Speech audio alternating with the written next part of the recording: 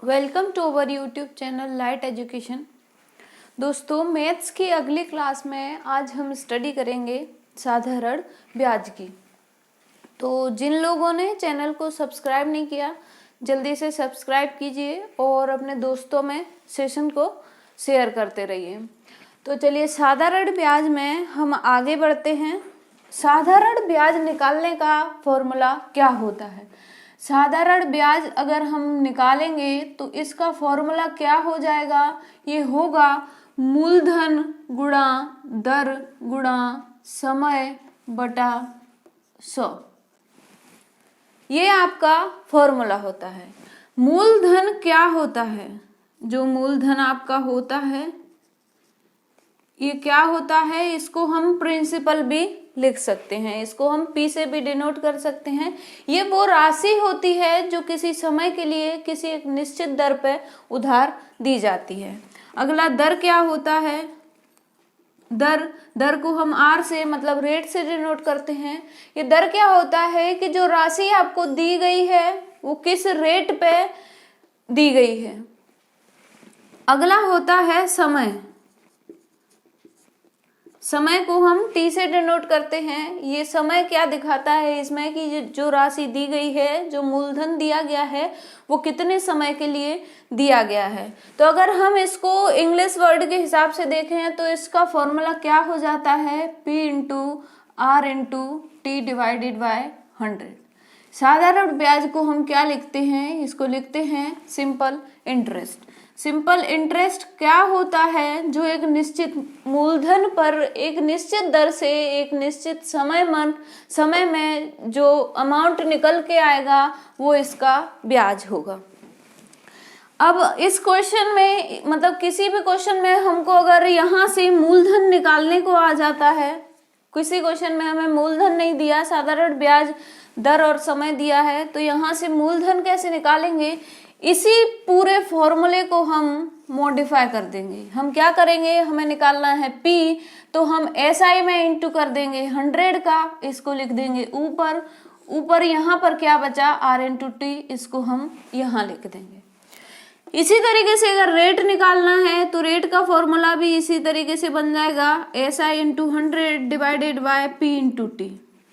इसी तरीके से अगर टी निकालना है मतलब टाइम निकालना है तो उसका फॉर्मूला हो जाएगा SI into 100 into P into are.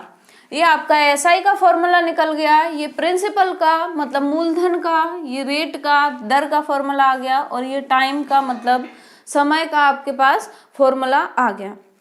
अब बहुत सारे क्वेश्चन आते हैं कि इस तरीके से आते हैं कि कोई भी राशि किसी एक निश्चित समय में 2 गुनी हो जाती है तो वो इतने वर्ष में कितनी गुनी हो जाएगी। तो इसमें आपका जो फॉर्मूला काम होता है वो क्या करता है कि जो प्रिंसिपल होता है वो आपका सेम होता है। वहां पर तो जो फॉर्मूला निकल के आता है वहां से, तो फॉर्मूला क्या निकल के आता है? N1 minus 1 divided by R equal to N2 minus 1 divided by R। जब हमें रेट निकालने को आता है, ये फॉर्मूला कब लगता है? जब हमें रेट पूछा जाता है या फिर यहाँ पर गुने में पूछा जाएगा। अगर इसी तरीके से हमें टाइम के लिए दिया होगा तो टाइम के लिए हम फॉर्मूला क्या लगा देंगे? N1 minus 1 divided bye T1 और N2 minus 2 divided by T2। ये फॉर्मूला कब लगता है? जब एक रेट से इतना गुना हो जाता है तो दूसरे रेट से कितना गुना होगा। इसी तरीके से इतने टाइम में जब कोई भी अमाउंट इतना गुना हो जाता है तो इतने टाइम में ये कितना गुना होगा। चलिए, इन क्वेश्चंस पे बेस्ड हम सारे इन फॉर्मूलेस पे बेस्ड हम सारे क्वेश्चंस को करते हैं। देखते हैं अगले क्वेश्चन को। चलिए, फॉर्मूलेस पे बेस्ड देखते हैं हम अपने क्वेश्चन को। क्वेश्चन लिखा है यहाँ पर कि 12% प्रतिवर्ष की दर से 5 वर्ष में 5400 रुपए का साधारण ब्याज क्या होगा।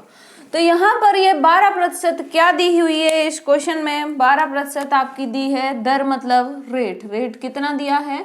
12% दिया है। समय कितना दिया है मतलब टाइम कितना दिया है आपको? 5 साल।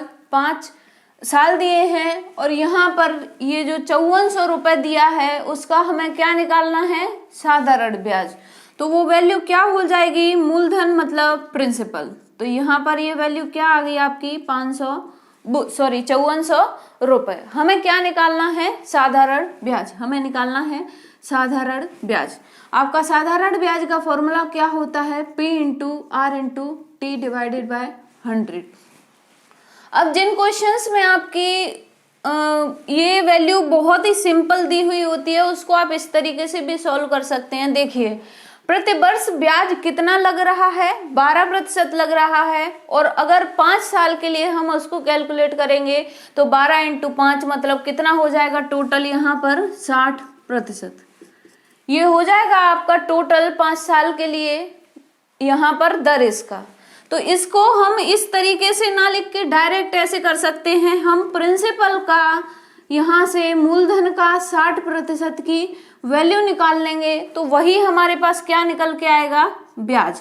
तो 2 जीरो से 2 जीरो यहाँ कैंसिल किया, जब इसको हमने कैलकुलेट किया तो इसकी वैल्यू आई हमारे पास 3240। अब देखिए, इसको चाहो तो आप यहाँ पर भी सॉल्व कर सकते हैं, सेम वैल्यू आएगी आपके पास निकल के। यहाँ पर P की वैल्यू रखी हमने 5400 इंटू आर की वैल्यू 12 थी, इंटू टी की वैल्यू कितनी थी, 5 थी। डिवाइड किया हमने 100 से, 2 जीरो से 2 जीरो को कैंसिल कर दिया। अब फिर से आप वही डिवाइड करिए तो 12 इंटू 5 कितना हो जाएगा, यहाँ पर 60, और 54 की जगह कितना आ जाएगा, 54। कैलकुलेशन फिर से आपकी वही आएगी।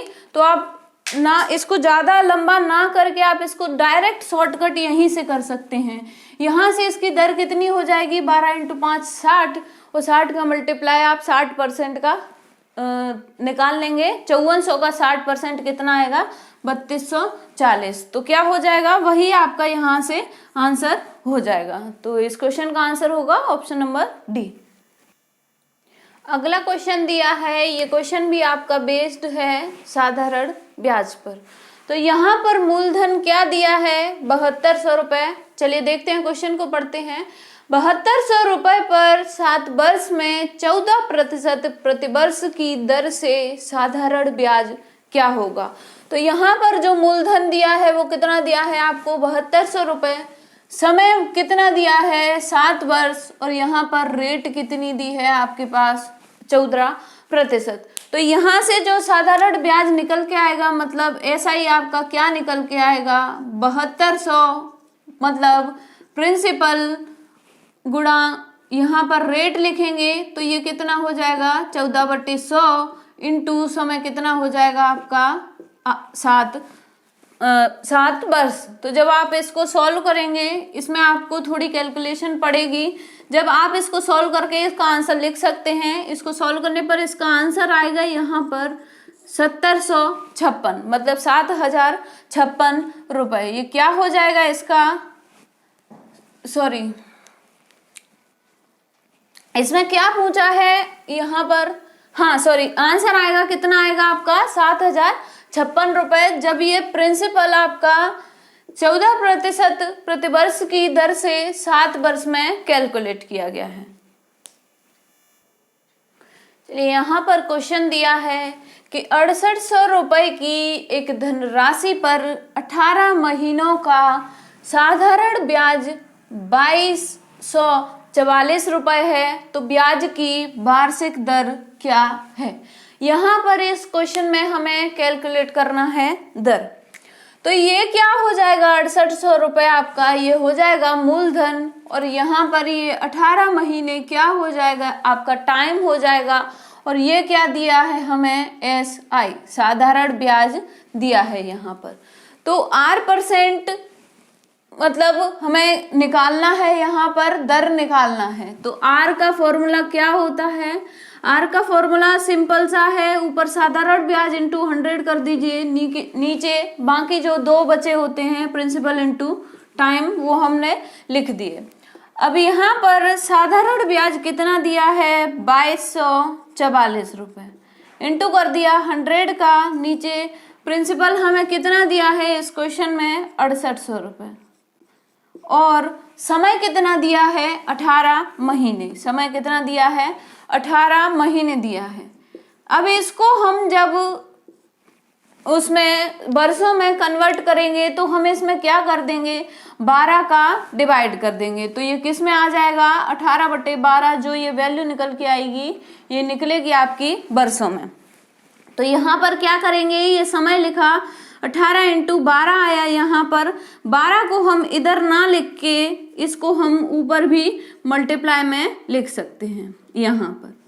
अब इसको कैलकुलेट कर लेते हैं हम। 2 0 से यहाँ 2 0 कैंसिल किया, 6 से ये 2 बार कैंसिल हुआ, ये 3 बार आपका कैंसिल हुआ, 2 से ये कैंसिल हुआ 34 बार, और 34 ये 3 से इसको फिर कैंसिल करते हैं, ये 7 बार कैंसिल हुआ, 21, यहाँ से 1 बचा, ये 3 बार कैंसिल हुआ, फिर 2 बचा, ये 8 बार कैंसिल हुआ।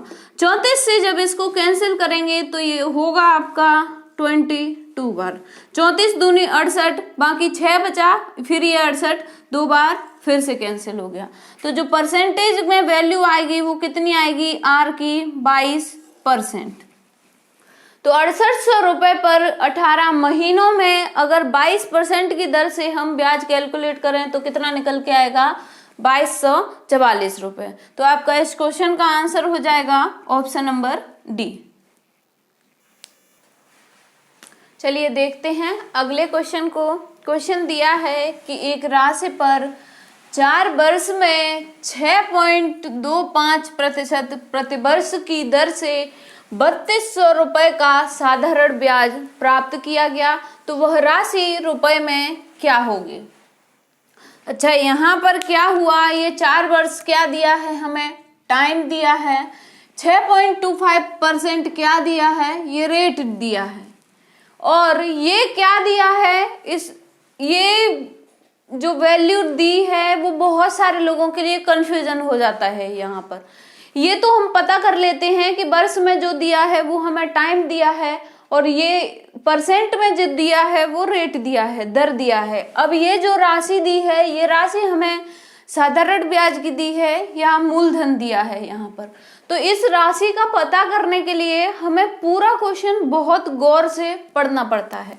अब यहाँ पर क्या लिखा है कि 3200 रुपए का साधारण ब्याज प्राप्त किया गया, तो ये जो वैल्यू हो जाएगी, ये काय की वैल्यू होगी, ये होगा आपका साधारण ब्याज, क्योंकि यही तो प्राप्त किया गया है किसी राशि पर।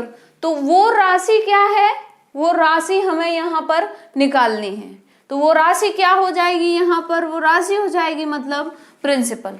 प्रिंसिपल हमें यहाँ पर मूलधन निकालना है। तो यहाँ पर मूलधन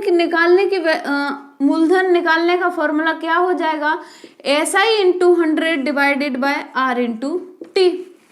आप इस फॉर्मूले में सारी वैल्यूज पुट कर दीजिए। SI कितना दिया है इस क्वेश्चन में, 3200 रुपए, 3200 का गुणा किया 100 से। R कितना दिया है, 6.25, और T कितना दिया है यहाँ पर 4। यहाँ से हमने ये दशमलव हटा के 2 0 यहाँ पर और बढ़ा दिए, तो ये वैल्यू कितनी हो जाएगी, 4 से हमने इस वैल्यू को डिवाइड किया, ये हो जाएगी आपकी यहाँ पर 2500। 25 का ये स्क्वायर है, 25 से ये भी 25 बार डिवाइड होगी, और 25 से ये डिवाइड होगा आपका 100 बार। 25 का जब 100 में फिर डिवाइड करेंगे तो वैल्यू कितनी आ जाएगी, 4। अब यहाँ पर जो वैल्यू बची है वो कितनी बची है, 3200 × 4, तो 3200 × 4 की वैल्यू होती है 12800 रुपए। 3200 × 4 की वैल्यू यहाँ पर क्या होगी, 12800 रुपए। ये क्या निकल के आया, प्रिंसिपल। तो आंसर क्या हो जाएगा यहाँ पर, ऑप्शन नंबर सी 12800। देखिए अगला क्वेश्चन दिया है यहाँ पर कि 2100 रुपए की एक राशि पर 2 वर्ष में साधारण ब्याज 2352 रुपए, साधारण ब्याज पर 2352 रुपए हो गई। यदि ब्याज की दर 1% से घटा दी जाए तो नया ब्याज क्या होगा। अब इस क्वेश्चन में कौन सी वैल्यू क्या दी है उसको हम देखते हैं गौर से।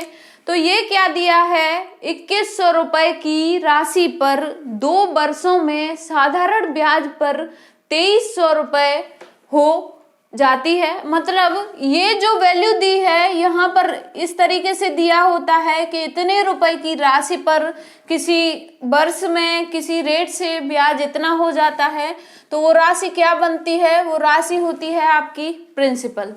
2 वर्ष क्या हो जाएंगे, यहाँ पर टाइम हो जाएगा, और साधारण ब्याज पर वो वैल्यू, वो नंबर क्या हुआ है, वो राशि 2352 हो गई है। तो मतलब पहले वो राशि थी 2100 और बाद में वो राशि हो जाती है 2352। ये राशि बाद में कब बनेगी, ये बनेगी यहाँ पर एसआई को जोड़कर। मतलब प्रिंसिपल में जब हम साधारण ब्याज को जोड़ेंगे, मूलधन में साधारण ब्याज को जोड़ेंगे, तो निकल के आएगा आपका यहाँ पर मिश्र धन। मिश्र धन मतलब क्या होता है, अमाउंट। ये क्या होता है, मिश्र धन, ये होता है मूलधन प्लस साधारण ब्याज। तो ये यहाँ पर मिश्र धन कितना हो जाएगा, 2352 रुपए।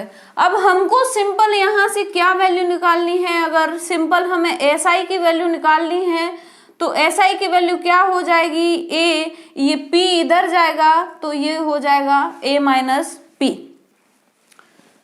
तो यहां से इसकी वैल्यू क्या निकल के आएगी, ए क्या दिया है हमें 2352 और पी क्या दिया है 2100 दिया है। तो 2 वर्षों के लिए जो सिंपल साधारण ब्याज निकल के आएगा वो कितना निकल के आएगा, 252 रुपए। कितना निकल के आएगा, 252 रुपए। अब हम इसको यहां से रब कर देते हैं। देखिए इसका और इसका डिफरेंस अभी हमने निकाला, यहाँ पर साधारण ब्याज क्या निकल के आया, 2352 में से हमने 2100 को घटाया, मिश्र धन में से मूलधन को माइनस किया, तो वैल्यू आई यहाँ पर 252 रुपए। ये क्या निकला है, ये साधारण ब्याज निकला है। समय क्या दिया है यहाँ पर, टी दिया है आपका 2 वर्ष। पी क्या दिया है, पी दिया है आपका 2100 रुपए। हमें क्या निकालना है, आर हमें यहाँ पर निकालना है। तो आर हम सिंपल आर के फॉर्मूले से निकालेंगे, रेट के फॉर्मूले से। रेट का फॉर्मूला क्या होता है, SI into 100 divided by P into T.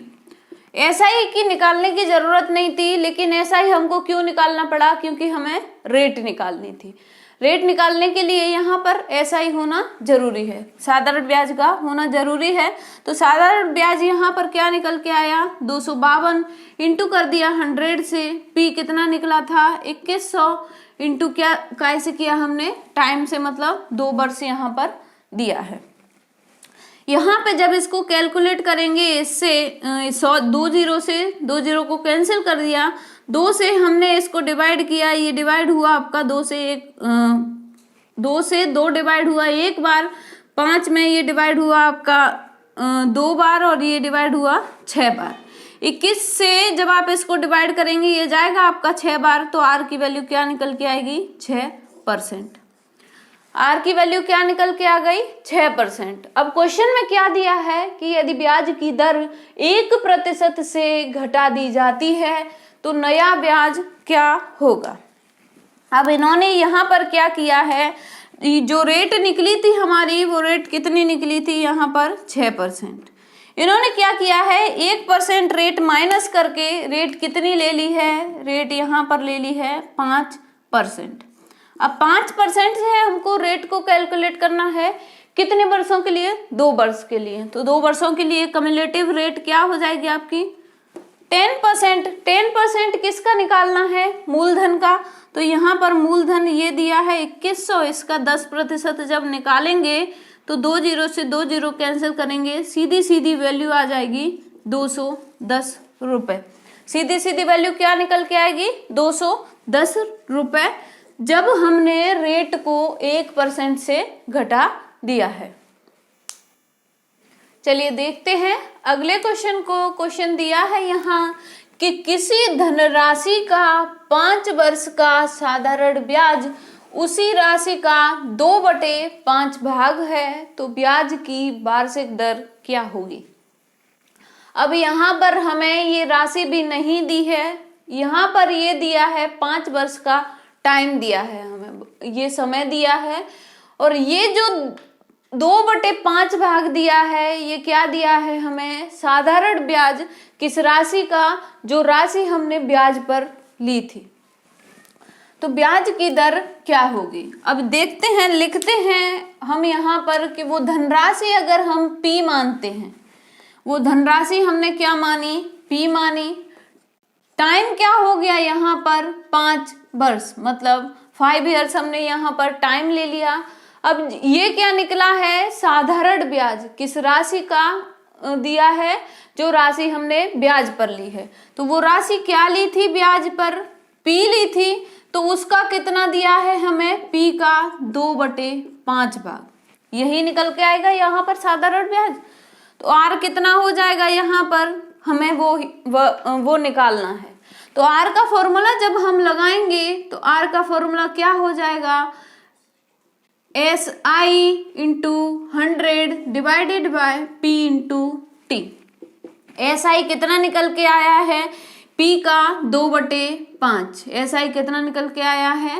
P का 2/5 निकल के आया है। इसका हमने कर दिया 100 से इंटू, नीचे लिया P की वैल्यू कितनी ली थी हमने? P ही ली थी, बाकी T कितना लिया था इस क्वेश्चन में? 5 ईयर्स।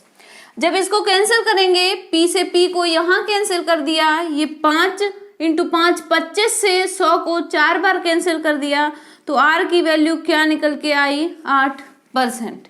लेकिन ऑप्शन में ये वैल्यू हमें सिंपल न्यूमेरिकल उसमें दी हुई है, परसेंटेज में नहीं है। तो परसेंटेज की वैल्यू क्या होती है? Divide by 100। जब हम 100 से इसको डिवाइड करेंगे तो 2 अंक आगे हम दशमलव लगा देंगे, तो जो वैल्यू निकल के आएगी रेट की, वो क्या निकल के आएगी? 0.08। तो आंसर हो जाएगा आपका ऑप्शन नंबर बी। चलिए देखते हैं अगले क्वेश्चन को। क्वेश्चन दिया है कि साधारण ब्याज की दर से कोई भी धनराशि 7 वर्षों में 2 गुनी हो जाती है, तो उतनी ही धनराशि उसी ब्याज दर पर कितने वर्षों में 4 गुनी हो जाएगी। अब ये क्वेश्चन दिया है आपका, इस तरीके का क्वेश्चन आपका कब सॉल्व होता है? यहाँ पर हमारा प्रिंसिपल जो है वो दोनों जगह सेम होना चाहिए। कब? जब हमें पहले टाइम दिया है और बाद में टाइम दिया हो। अब दूसरी कंडीशन है, ये कंडीशन तो हमारी मेन है ही, बाकी दूसरी कंडीशन है जब हमें R निकालने को आएगा तब हमें T1 इक्वल टू T2 हमें यहाँ पर सेम होना चाहिए, और अगर हमें टाइम निकालने को दिया है तो यहाँ पर दोनों जगह रेट सेम होना चाहिए। दोनों कंडीशंस में रेट सेम होना चाहिए। अगर टाइम निकाल रहे हैं तब रेट सेम होना चाहिए, जब रेट निकाल रहे हैं तो टाइम सेम होना चाहिए। चलिए देखते हैं इस क्वेश्चन में हमें क्या निकालना है। इस क्वेश्चन में निकालना है कि कितने वर्षों में 4 गुनी हो जाएगी। तो ये यहाँ पर निकालना है टाइम, और यहाँ कंडीशन दी है कि उतनी ही राशि उसी ब्याज दर पर, मतलब प्रिंसिपल भी सेम दिया है और रेट भी सेम दी है। अब बात करेंगे इस वैल्यू की। ये वैल्यू दी है 2 गुनी हो जाती है। ये 2 गुना दिया क्या है यहाँ पर? ये 2 गुना दिया है आपका अमाउंट, मतलब मिश्र धन। अगर इस मिश्र धन में से आप मूलधन को माइनस करेंगे तो कोई भी राशि थी, एक थी, वो 7 वर्षों में 2 गुनी हो जाती है, तो वो राशि कितनी होनी चाहिए? 2। तो मतलब यहाँ से साधारण ब्याज क्या निकल के आया? सीधा सीधा 1। तो मूलधन के बराबर निकल के आया साधारण ब्याज। इसी तरीके से कोई भी क्वेश्चन दिया हो तो हम उसमें से 1 को माइनस कर देंगे, तो हमारे पास क्या निकल के आ जाएगा? साधारण ब्याज। अब इस तरीके के जो क्वेश्चन होते हैं उनको हम किस फॉर्मूले से सॉल्व करते हैं? यहाँ पर वैल्यू आती है n1 माइनस 1, यहाँ निकालना है हमको t, तो हमने यहाँ पर t1 लिया, इसको इक्वल किया n2 माइनस 1 और डिवाइड किया हमने t2 से। n यहाँ पर क्या था? n था अमाउंट, अमाउंट में से हमने प्रिंसिपल को माइनस कर दिया। अब देखिए इनकी जगह हम वैल्यू लिखते चलते हैं। यहाँ पर समय, यहाँ पर ये कितना दिया है, 2 गुना दिया है, 2 गुने में से 1 को माइनस किया, वैल्यू लिख दी नीचे 7। यहाँ पर कितना दिया है, 4 गुना, 4 में से 1 को माइनस किया, T2 हमें निकालना है। तो यहाँ पर ये वैल्यू कितनी आ गई, 1/7, ये वैल्यू कितनी आ गई, 3/T2। जब क्रॉस मल्टीप्लाई किया तो T2 की वैल्यू यहाँ से कितनी आई, T2 की वैल्यू निकल के आई यहाँ से 21। ये था आपका एक फॉर्मूला बेस्ड तरीका। अब इस क्वेश्चन को आप सिंगल 1 लाइन में कैसे सॉल्व कर सकते हैं, या आप इसको माइंड में भी सॉल्व कर सकते हैं। आपको कॉपी पेपर उठाने की जरूरत नहीं है, कॉपी पेन उठाने की कोई जरूरत नहीं है। कैसे करेंगे कि कोई धनराशि है 7 वर्ष में कितनी हो रही है, 2 गुनी, तो उसका साधारण ब्याज कितना निकल के आएगा, यहाँ पर 1, मतलब 7 वर्षों में वो कितनी हो रही है, 1 हो रही है। अब वो धनराशि कितनी होनी है, यहाँ पर 4 गुनी होनी है, तो साधारण ब्याज कितना निकल के आना चाहिए, 3। तो इसमें मल्टीप्लाई, एक फैक्टर मल्टीप्लिकेशन फैक्टर देखा कितना आया, मल्टीप्लाई 3 का किया। इसी तरीके से अगर इधर मल्टीप्लाई हम 3 का कर देंगे तो ये वैल्यू कितनी आ जाएगी, 7 ते 21, मतलब वो 4 गुनी धनराशि कितने सालों में हो जाएगी, 21 सालों में। सिर्फ आपका माइंड से ही ये क्वेश्चन सॉल्व हो जाएगा, तो आपको इतना भी सॉल्व करने की यहाँ पर जरूरत नहीं है। क्या किया, यहाँ पर 2 गुनी हुई थी तो वो धनराशि कितनी बची, 1 बची, 1 से 3 गुनी वो मल्टीप्लाई 3 करके होगी, तो इधर भी हम मल्टीप्लाई 3 का कर देंगे। तो आंसर क्या आ जाएगा यहाँ पर, ऑप्शन नंबर सी, 21 वर्ष।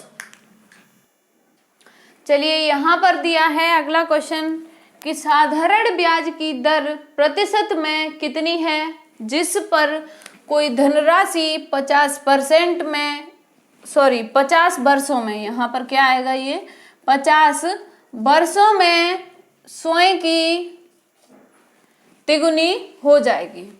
अब स्वयं की तिगुनी हो रही है, मतलब इसका मतलब क्या है, यहाँ पर क्या निकल के आता है कि कोई धनराशि थी P, वो स्वयं की 3 गुनी हुई है, मतलब 3P हुई है 50 वर्षों में। तो ये क्या निकल के आया यहाँ पर, अमाउंट। ये क्या निकल के आया यहाँ पर, अमाउंट। तो जब अमाउंट में से हम प्रिंसिपल को माइनस करेंगे, मतलब 3P में से P को माइनस किया, तो यहाँ पर SI कितना निकल के आ गया, 2P।